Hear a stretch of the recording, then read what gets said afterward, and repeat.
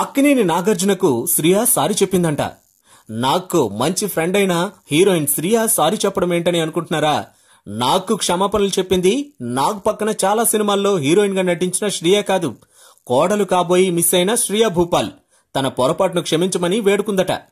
శ్రియా భూపాల్ తో అఖిల్ కు జరగాల్సిన వివాహం రద్దు చేసుకున్నారనే వార్తల నేపథ్యంలో ఇటు అక్కినేని అటు జీవిక కుటుంబాలు ఏం చెబుతాయోనని మీడియా ఎదురు చూసింది.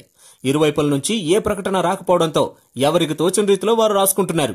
ఈ నేపథ్యంలో నాగార్జున శ్రియకు సర్ది చెప్పడానికి చూస్తే తీవ్ర ఆగ్రహం వ్యక్తం చేసిందని ఓ రూమర్ ప్రచారంలోకి వచ్చింది.